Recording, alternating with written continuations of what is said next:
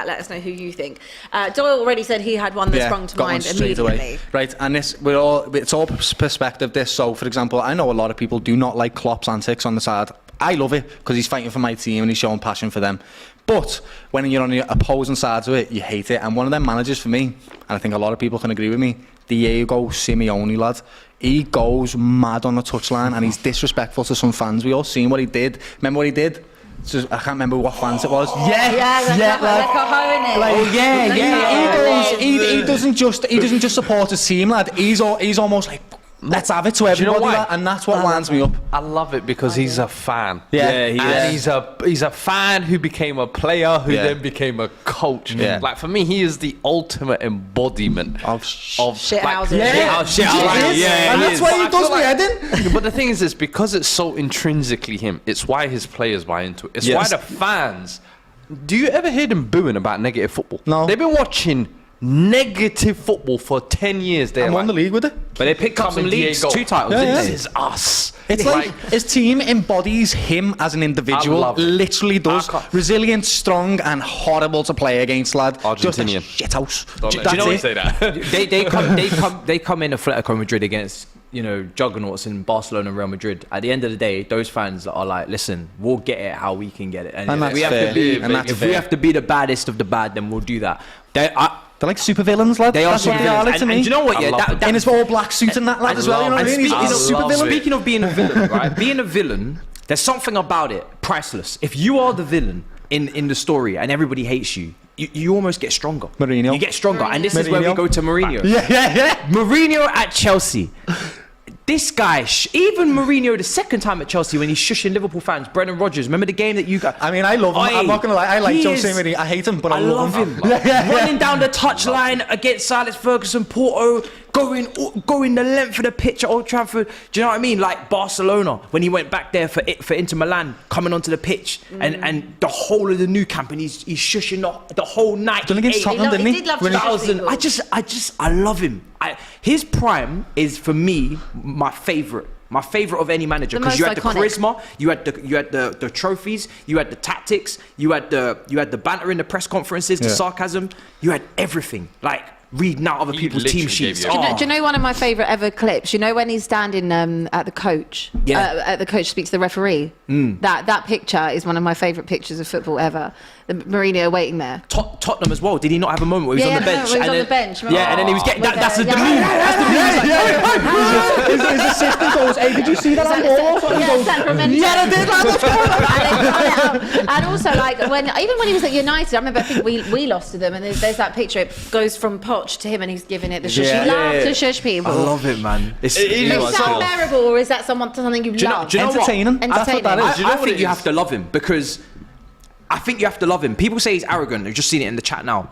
He's arrogant, but he had the credentials to back it up. And then you saw the emotional side of him when he left Inter Milan and he's going to hug the players and he's crying. Like, Mourinho is in Stormzy's music video. This guy is a legend. I won't take any Mourinho slander. I won't. Or even the advert. What was it? The Paddy Power. Yeah, that was so good. He's just an icon. I am Jose Mourinho. He is Jose Mourinho. I am Jose Mourinho. That was very good. He's just so. Good impression. And then he's humble enough to cry over a Conference League win with Roma. Like, I'm sorry, I just love the man. I really do. Jose way, man. He's football. He's football right here, and his heart is right here as well. I love him. I do like him. I hate him because I've been on the receiving end of a lot of his shithousery, but I love him because he's just entertaining. I want to see him back in the Premier League just to watch his press conferences. Newcastle. Yeah, oh my God. I know you got a plan for us. Bring him back. I'm telling you. Bobby Charlton. Listen. You know what I mean? I did it for Bobby. So Bobby. What about Sir Alex and Conte? Because obviously we've seen Conte, for example, do that little dance with Tuchel earlier in the season, that little Strictly Come Dancing moment. Conte is animated. They're more fiery characters, I would say. I feel like Angry men. Simeone, Jose, they're playing more villain characters, I would say. Yes. Where Fergie and Conte, I feel like they're actually wrapped up by the emotions of the game. Yeah. It's almost like, I don't feel like they want to be that. They're just innately that. And Fergie was a little bit mixy. I think as he got older, he calmed down a little bit more. Time, but he used to be Mr. Red Puffer Cheeks. Yeah. With the time, he was pressure. But he put the fear in God in referees. Fergie time was no joke. 100%. What were your thoughts then on Arteta? Because obviously we saw after that Newcastle game the other day, he was quite animated, he was quite heated. Do you want to see that from a team at top of the table? Let him do what he's doing. Yeah, I mean, let's be real, right? So they've got to be professional to a certain degree. But if I don't see my manager passionate about things that I am also passionate about, I'm asking why. Why aren't you seeing the things that I'm seeing and getting annoyed by them? Because I am. And you care about my club and I care about... So I want that. I want someone that's professional enough to go, okay, I'm not going to let you rile me up, but I am going to say what I think, because that's important. That's important to mentality. That's important to his players. That's important to his fans. He represents them. So I have no problem with him moaning. I really don't, because some of them decisions weren't great, lad. So what is he supposed to do? Is he supposed to just say, them decisions that weren't great? Yeah, cool. No, he's allowed to point them out every now and then, and every manager does it. And emotions get the better of you sometimes, and that's fine. I think with Arteta, as long as you're not disrespectful, it's just that he's still seen as almost a young whippersnapper. Yeah, and it's almost he's doing well, but he hasn't got there yet. Why is he? Because usually that's almost reserved for the Mourinho's, the Jose's, the Simeone. Once you've got a few stars and stripes on your chest, Arsenal are getting there. Don't get it twisted. They're top of the table right now. You probably can beat his chest. But it's almost, I think that's where people are a little bit like, Arteta's getting a little bit carried away, you know. I think he should be, though. Like, you're top of the table, you've just dropped points. You feel like you could have had a penalty or whatever. But then I'm expecting you to be fiery. On the other end, if hypothetical, they do capitulate or whatever, do people not say, that's the moment. He was rattled, and it's these over-emotional moments. You need composure from your Tuchel guy in charge. Before he left. Tuchel, that was an example of that for me. When his mentality went too far. It was getting too riled up. Yeah, that's an example of when it goes wrong. It's a fine line. I feel like you want to tread with your emotions, and the thing is, Arteta's not normally like that. That's my issue with it. With Simeone, with Jose, with Klopp. Arteta's very cool. I'm not going to lie, He's always the GQ magazine. His hair looks great. His hair looks fantastic all the time.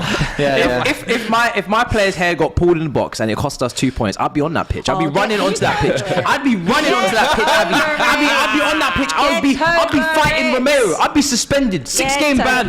10, 7, 8 game ban. I love it. So I got it. Listen, I'm telling you.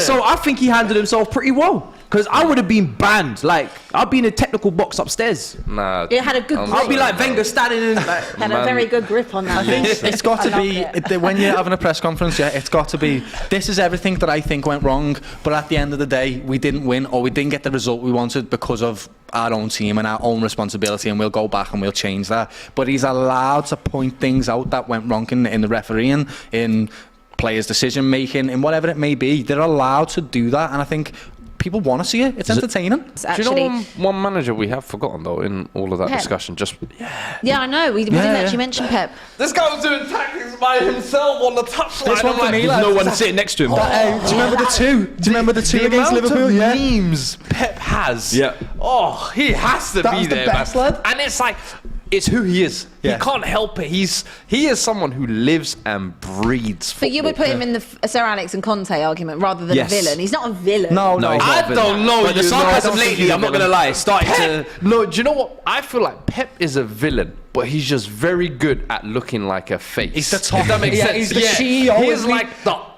bald CEO. Yes. Top villain. And he's masterminded how to look so calm and believe me, more than you believe.